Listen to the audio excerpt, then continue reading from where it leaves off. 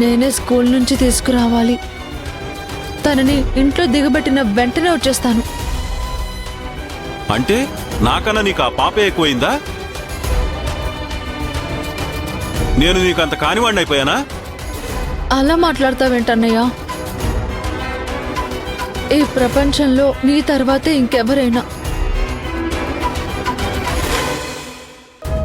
అయితే ఆ పాపను స్కూల్ నుంచి తీసుకొచ్చే బాధ్యత ఇంకెవరికైనా అప్పగించరా?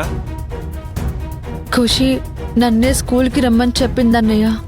నేను వెళ్ళకపోతే తన మనసు చాలా నొచ్చుకుంటుంది. రాధా, నువ్వు ఆ పాపను చూసుకోవడానికి వెళ్లిన మనిషివే కాని ఆ పాపని కన్న తల్లివి కాదు. నువ్వు 10 రోజుల్లో ఆ పాపని ఆ ఇంటిని వదిలేసి రాబోతున్నావు. అలాంటప్పుడు నువ్వు ఆ పాప మీద ఎందుకంత ప్రేమ పెంచుకుంటున్నావు?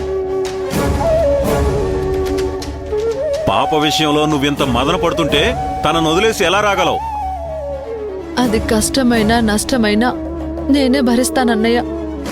కానీ ఆ చిన్నపిల్లని కష్టపెట్టడం కరెక్ట్ కాదు. రాధా, నువ్వు ఎప్పటికైనా ఆ పాప మనసు కష్టపెట్టక తప్పదు. అది ఇప్పటి నుంచి అలవాటు చేసుకుంటే నీకు మంచిది, ఆ పాపకి మంచిది. పాప గురించి పట్టించుకోవడానికి ఆ ఇంట్లో చాలా మంది ఉన్నారు. వాళ్ళకి పాప బాధ్యత అప్పగించి నువ్వు నా దగ్గరకు వచ్చేయి.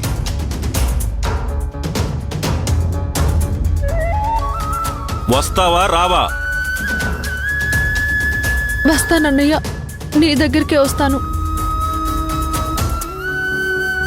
నేను ఎదురు చూస్తూ ఉంటాను.